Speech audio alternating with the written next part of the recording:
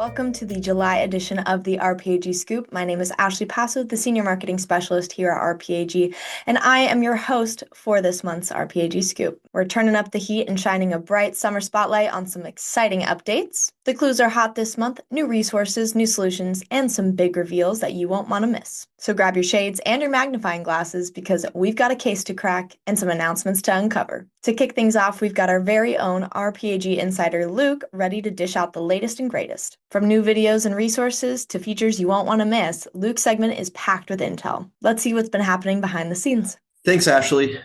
And hey, folks, my name's Luke Vandermillen. I'm the Director of Business Development here at RPAG. Today, I'm excited to bring you the What's New section of our RPAG Scoop. Today, we'll be talking about a couple of new exciting digital sessions, features, articles, resources, and updates here in the RPAG world.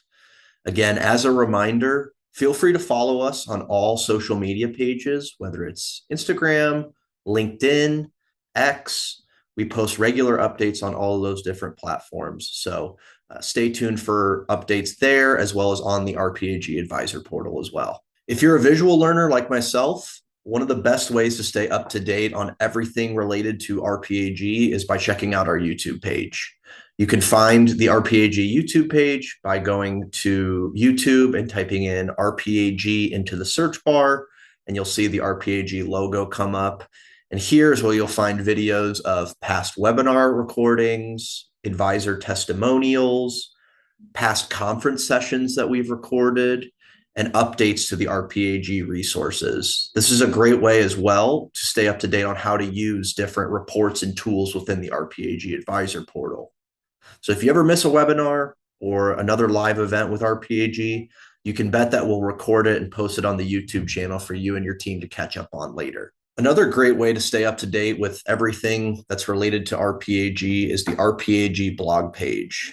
You can find this by clicking on Insights on www.rpag.com, or you can type in your search bar blog.rpag.com, and it'll take you right to the Insights page. Here is where we post regular articles and updates related not just to RPAG, but the retirement industry as a whole. Recently, we've posted some new participant corners that we'll be talking about, our weekly Retire Minute, which is a weekly update on everything RPAG, as well as articles from partners and plan sponsor and participant-facing resources as well. This is a great place if you ever need a touch point to post on social media or send out an email to your plan sponsor, clients, or prospects. The RPAG blog page is a fantastic place to mine for resources and content for those sorts of touch points. So definitely recommend, if you haven't checked out the blog page, to go there and see if there's anything in there that you can use. There's also a newsletter that you can sign up for directly on that blog page. So if you want that content sent directly to you, all you need to do is put your name and email into the text boxes on the right-hand side of that page, and we will funnel that content directly to you so you have an up-to-date look at all of the resources available to you. So speaking of some of the new content that we're putting out, the first thing I wanted to touch on is our new participant corner, which covers saving during a participant's different stages of life, their 20s, their 30s, their 40s, and the end of their career. This participant newsletter gives a overview of the different stages of, accumulation all the way to preservation of a retirement plan. We see a lot of advisors leveraging these participant corners on both email facing touch points as well as on social media as well. All of the resources that we post are able to be white labeled. So you can put your own branding on the piece and submit it through your compliance and use it to whatever needs you have.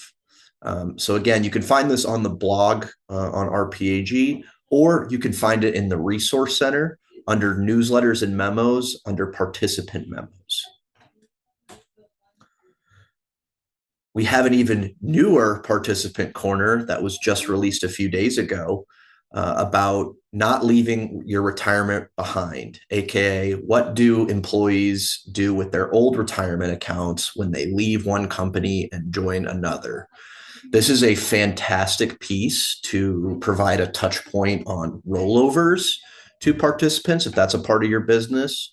Or it's even great for individual wealth clients. If you're working with individual employees and they want a quick overview of what their options are, everything from rolling to a new plan to cashing out to rolling into an IRA. Uh, all their options are succinctly laid out in this participant facing piece here. In terms of plan sponsor facing resources, we have a new newsletter that's available on the RPAG Resource Center that gives a analysis of the effects of leaving retirement assets in the market for longer. This is a fantastic way to navigate conversations with both plan sponsors and participants about market volatility, talking about how if you leave your retirement assets in the market for a day, you have 45% chance of negative return, all the way down to leaving it in the market for 10 years over, your chances of negative returns go down to almost 12%. So though, with all of the current events that are happening and the headlines that participants and plan sponsors alike are certainly reading and viewing on their own, this is a great piece as a potential leave behind, or again, another social media post to discuss market volatility. One other piece that I want to mention along with this that is a fantastic resource within RPAG is the RPAG quarterly market review that you can find either in the Fiduciary investment review template or on the RPAG Resource Center under the investment due diligence category. Particularly within that market review, there is a feature called the market kaleidoscope, which shows the volatility of asset class returns on a year-over-year basis. So again, another piece to aid your discussion with plan sponsors who might want to push all of their chips into one particular asset class just because it might be having a good year. That market kaleidoscope does a great job of showing how just because a asset class has a great year this year doesn't mean that the returns are going to happen year over year. So a lot of great resources around market volatility, as we all know, in retirement planning, waiting is the name of the game. We also have new presentation content available for plan sponsor and participant meetings. Our newest presentation is regarding to fee equalization or moving to a zero revenue sharing fund lineup. This presentation goes over the savings and returns effects and pros and cons of having revenue sharing within your client's fund lineup. So if you are currently in the process of taking your clients through moving to a zero revenue sharing situation, this is a great piece to maybe add into a report that you're running or as a pre-meeting brief to talk about why that is advantageous for a retirement plan and why the industry as a whole is moving that way. You can find the plan sponsor presentation under content marketing plan in the RPAG Resource Center under the presentation subcategory. There's also other presentations related to market conditions, 321 versus 338 fiduciary services, new legislation within the retirement plan industry. So again, if you haven't looked there in a while, I recommend taking a walk through the RPAG Resource Center, especially through the presentation content to see if there's anything that might help with your conversations that you have upcoming for your Q2 meetings that'll be taking place over the next few months. In terms of training and education around the RPAG tool set, we just recently had a digital session webinar led by the RFP systems manager here at RPAG, Christian Cardenas, around RFP Express, the latest and greatest tool in the RPAG tool suite. If you haven't used RFP Express before, I highly recommend taking a look at it. RFP Express is the industry's best instant and express quoting tool for record keeping services that you'll find in the industry. What RPAG did is we worked with over 30 of the top record keepers in the industry to digitize pricing models that allow for advisors to type in very basic plan information into the system and instantaneously get back dozens of quotes from the industry's top record keepers. So if you're working with a client or prospect that's under $15 million in terms of plan assets, this is a great resource, not only to put together a comparison for them, but it's also great to give them an idea of what pricing looks like throughout the industry for different record keepers without you having to take days or even weeks going out to wholesaling partners to get information directly from them and then cobbling together some sort of comparison on your own. Think of RFP Express as a slimmed down and more efficient version of the provider analysis report that's been available in RPAG for several years now. So this is a great resource, again, that if you haven't used it, I definitely recommend checking it out. And this, along with any other RPAG resource, if you don't know how to use it and would like to be walked through it in real time, you can give the RPAG support team a call at 949-305-3859. And a member of our support team would be happy to answer any questions that you have or walk you through any of the resources that you have available to you. I'm also very excited to unveil a new exclusive benefit for RPAG advisor firms. And that is, in conjunction with RPAG technology partners, we are now releasing CITs that are exclusively available to advisory firms that use the RPAG technology platform. So in conjunction with top asset managers like Alliance Bernstein, American Century, Victory Capital, and Janus Henderson, we have released these CITs that give exclusive pricing to RPAG advisory firms and their clients. The newest offering we have is the Janus Henderson International Alpha Equity CIT. That's available at 44 basis points. For any further information on the RPAG Technology Partnership Program or information on the different CIT offerings that RPAG advisors have available to them, again, you can go to the RPAG Resource Center and view the RPAG Technology Partners tab. That will have all the information you need on how to leverage these exclusive benefits. And then last, but certainly not least, 2 quick points on upcoming events and some news within RPAG.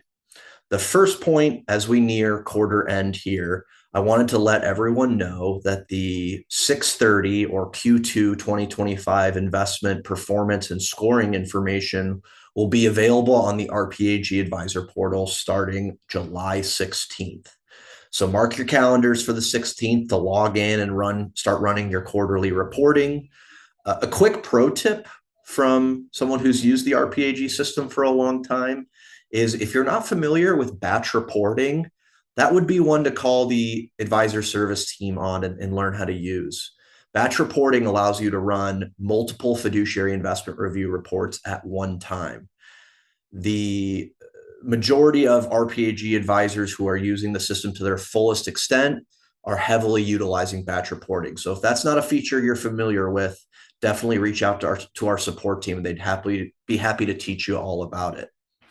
And then second, just as a reminder, we're only a few months away from the RPAG National Conference, which will be held on September 29th in Chicago, Illinois, at the Four Seasons on Michigan Avenue.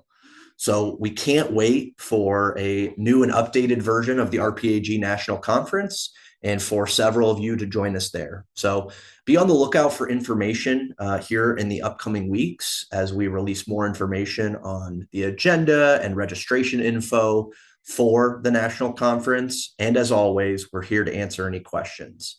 So lastly, please feel free to send us an email at support@rpag.com or give us a call at 949-305-3859. Thanks a ton for your time, folks. And Ashley, I'll throw it back to you. Thank you so much, Luke. Next up in our Ask an ASA segment, Alexis is back and ready to unpack one of the most underrated resources in the RPAG portal, the Fiduciary Briefcase. If you're not using this yet, you could be missing out on a huge opportunity to boost your value to plan sponsors. Let's head on over to Alexis and see what clues she's pieced together. Thanks, Ashley. Hi, everyone. Welcome to this month's segment of Ask an ASA. My name is Alexis Patnode, and I'm a solutions engineer here at RPAG. Let's go ahead and take a look at this month's question. So this month, our questions are, what is the fiduciary briefcase and what is it used for? So first, what is the fiduciary briefcase? The fiduciary briefcase is a web-based file storage system that allows your clients to access important documents and data 24/7. You're able to upload those important plan documents, newsletters, investment reviews, and other information to this web-based file storage system that your client will then be able to access. Let's go ahead and take a look at what this looks like within the RPAG portal. When you log into the RPAG portal, you can access the fiduciary briefcase within a specific client. Let's go ahead into our ABC client here. You'll notice within the client page, there is a fiduciary briefcase button at the top of the right-hand side of the page. If you click the drop-down menu, you will see three options: Upload to Fiduciary Briefcase, View Fiduciary Briefcase, and Fiduciary Briefcase Settings. Let's go ahead and take a look at each of these sections. First, Fiduciary Briefcase Settings. This allows you to include specific widgets, banners, or notifications to your clients. As an example here, we have our service plan, banner, plans, and fiduciary briefcase turned on for our client. And if we'd like our client to receive notifications when we upload new documents to the fiduciary briefcase, we are able to check off fiduciary briefcase send notifications. You're also able to customize the banner text within the fiduciary briefcase by simply typing into the banner text box. If we go ahead and save changes, they will be reflected in our briefcase. The next section we'll go ahead and take a look at is View Fiduciary Briefcase. This is exactly what your client is able to see when they log into the briefcase. The banner text is displayed directly when they log into the fiduciary briefcase. They will also be able to see the service plan if you've checked that option off within the settings, as well as their basic plan information with assets, plan type, record keeper, and contract number if that is spelled out. We also have some helpful links at the very bottom of the fiduciary briefcase section, including DOL links as well as FINRA links. At the very top of our fiduciary briefcase here, you'll notice the firm name, address, phone number, and email of your firm, as well as a few quick widgets. What we're going to go ahead and take a look at is the briefcase widget. This is going to take you directly to where the documents are stored. You'll see on the left-hand side, we do have select categories, which again are completely customizable. And clicking into these categories will allow you to see documents available for download. Your client is then able to download the document directly from the briefcase by simply clicking on the tile, which will then allow the document to download to their computer. If we go back home, it will take us back to the fiduciary briefcase homepage. Many times from an advisor's perspective, we're asked, how do I add a contact to the fiduciary briefcase? And who receives fiduciary briefcase access? The advisor does have full authority over who is given access, and to give a user fiduciary briefcase access, you will first add them as a contact, including their first name, last name, status as active, and email address. Once they've been added, you will click the checkbox next to Access to Fiduciary Briefcase account and save. The member will then receive an email from a no-reply email address to the email that was input into the contact information, prompting them through the steps to register for the fiduciary briefcase. The last item within the fiduciary briefcase dropdown is Upload to Fiduciary Briefcase. You're able to upload documents to the fiduciary briefcase in a variety of different areas of the portal. The simplest way is to simply click on the Upload to Fiduciary Briefcase button, select Upload Documents, and drag or drop a document into the Upload Documents box. The client will automatically be selected in the Clients section. You are also able to select all clients if it is a document you wish to upload to all of your clients' fiduciary briefcases. You are then able to select a category and select Upload Files to see it appear within the fiduciary briefcase. Other ways to upload documents to the fiduciary briefcase include clicking on the briefcase icon located in many different areas of the portal. A few of these areas include meeting minutes, within the fiduciary investment review, as well as in our resource center. We also have a few great materials to provide your clients more information on the fiduciary briefcase. If you type in fiduciary briefcase to the search bar, you will see a few different flyers available within our resource center, including folder options, an overview of the fiduciary briefcase, a one-pager on how to register for the fiduciary briefcase, as well as instructions on how to embed the fiduciary briefcase login into your website. Clicking on any of these options will download them directly to your computer. Thank you all so much for tuning in today. I hope you learned more about the fiduciary briefcase. Back to you, Ashley. Thanks, Alexis. And last but certainly not least, we have Janette from our investments team here to help you master two of RPAG's most powerful analyzer, the stable value analyzer, as well as our TDF analyzer. Let's join Janette for the breakdown. Thanks for that, Ashley. Hi, everyone. Thanks for joining us today for the RPAG Scoop. My name is Janette O, and I'm an investment analyst here at RPAG. Today, I wanted to go over a couple of our investment tools within RPAG and try to answer some of our most commonly asked questions around these tools. So the first tool that I wanted to talk about was our stable value analyzer. And our stable value analyzer is essentially a due diligence tool on cash equivalent funds, namely stable value and guaranteed investment contracts. These asset classes are not scored in RPAG, with a lot of the troubles being finding a good benchmark to score these funds against, while also finding an appropriate peer group universe to measure peer group statistics with these types of funds.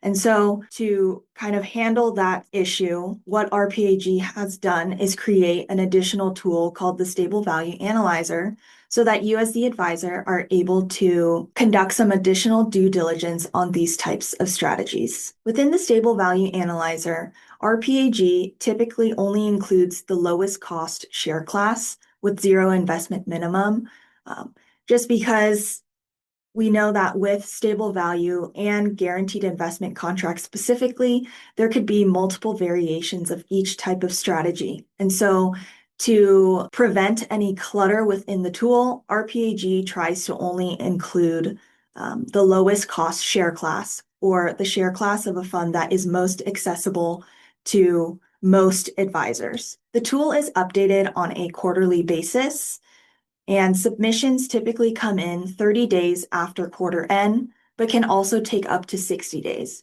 So for stable value funds, we typically expect those submissions to be within the portal 30 to 45 days after quarter end, but guaranteed investment contracts can take a little longer, up to 60 days, due to some reporting deadlines on that are associated with that type of contract. To access the Stable Value Analyzer tool, once you're in the portal, you'll want to click on Menu, and under Tools, you'll be able to find the Stable Value Analyzer. To start a new report, you first start with assigning a report name, and then selecting the method of analysis. So there are two types of Stable Value Analyzer reports that can be run.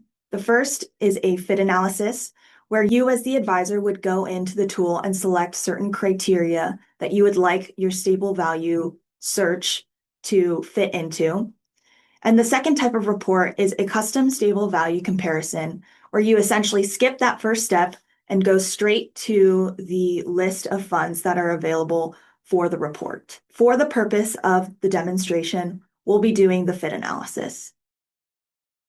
So in step one, as I mentioned, you'll be looking at 10 of these criteria and assigning what you want your fund to fit into when it comes to the fit of the fund. So for example, if we are looking for a stable value fund that has a crediting rate greater than 2%, and you can see on the right-hand side, we also have median values based on just the submissions that we receive from our providers, just to get a good idea of what the median value for each of these criteria are. So say we want a fund with a crediting rate greater than 2.5%, a credit quality greater than AA, and a market to book ratio greater than 95%. So this is just the criteria. You can assign a preference for all 10 or just select number of the criteria you see here.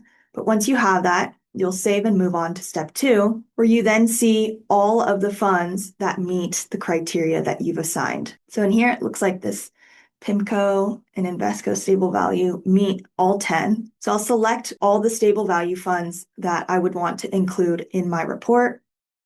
You can go down to industry comparisons to include the stable value median values that we saw on the previous step. Save, and the last step will be to build a report. If you have a specific template that you would like to use, you can do that, and you can also create a new custom template so that the next time you run this stable value report, you're able to just select one of your custom templates instead of using the RPAG standard. Any pages that you see in red here simply mean that we need additional data.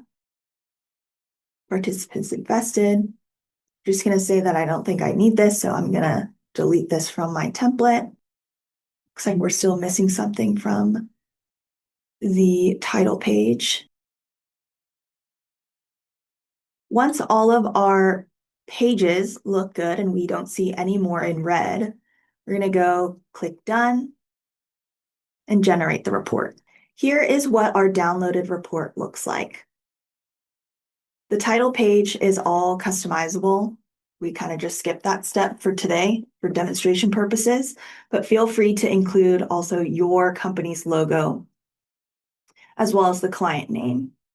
So first we have just a side-by-side comparison of those two funds, looking at the 10, 11, 12 criteria that were highlighted in the earlier steps. There is a page comparing mark-to-book ratios, crediting rates, the credit quality of the two funds, as well as a returns analysis to look at performance of these funds. Another page for expenses and sector diversification, as well as a fact sheet for each of the selected funds. That's pretty much it when it comes to the Stable Value Analyzer report. The second investment tool that is available in the RPAG portal is the Target Date Fund Analyzer. Again, this is an additional due diligence tool that is specifically looking at target date fund strategies, which RPAG has simply created so that advisors can get that additional due diligence on TDFs. It also includes additional design data and report modules that are separate from our typical scorecard reporting modules. Similar to the Stable Value Analyzer, RPAG typically reports the lowest cost share class with investment minimums in the Analyzer tool just to prevent clutter. The tool itself is refreshed annually, but updated as needed. So any of the data that you see there is typically updated around the end of summer. But if there are any changes to glide path or design data within the target date fund, we work with providers to make sure we get that updated into the portal as needed. To access the TDF Analyzer, we'll go back to menu in the portal again. And under tools, there is a separate link to the TDF Analyzer. Again, very similarly to our Stable Value Analyzer tool, there are two types of reports that can be run. The first is a fit analysis, where you are asked a series of questions based on plan demographics, participant demographics, and overall objectives of the plan. And then the second type of report we have is the custom TDF comparison, where you are just looking at the list of target date funds that we include in the tool. And you're going to want to start with the report name and the type of report you'd like to run. So here, as mentioned, we have the fit analysis, which asks you a series of questions, again, on plan objectives, demographics, and participant behavior. Based on the responses that you select in this fit analysis, the risk consideration or recommendation is going to change and also provide you with a list of target date funds that meet that specific risk. The next step is the series selection. So the recommendation after the fit analysis that the portal gave us is a glide path that is moderate. So what you'll see here is that the system is sorting by moderate funds and show you what is the best fit for the plan. So we'll go ahead and just select some random ones here. You can include some industry calculations, including the industry minimum, average, and maximum.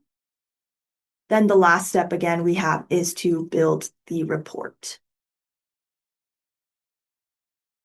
Once you are done selecting the pages that you want included in the report and making some necessary edits where needed, you'll click Done and generate the report. Now that the report is generated, here is what it looks like. We have our title pages in the beginning, table of contents.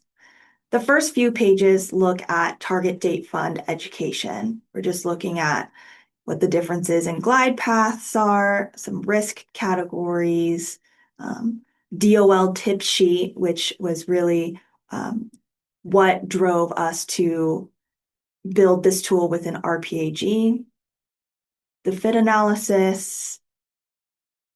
Next, we have a couple of slides on fiduciary duties, a couple slides on TDF evaluation methodology, and then the results of the fit analysis. So we have those questions that we answered earlier, some challenges, as well as the evaluation. So where these funds plot on the risk index, some series design data, glide path comparison, asset class coverage, where they fit within the style box for those underlying funds, and then these scorecards for each of those series. And that's pretty much it for the TDF Analyzer. That's all we have for today's investment FAQ. As always, if you have any questions on any of the material that we've covered today, feel free to reach out to our support inbox at support@rpag.com. Bye. Thank you so much, Janette. And that's a wrap on our July RPAG scoop. We hope you picked up some helpful insights and maybe solved a few mysteries along the way. Be sure to explore the resources that we went over today and reach out to our support team if you need any help putting them to use. Enjoy the sunshine and keep sleuthing for success.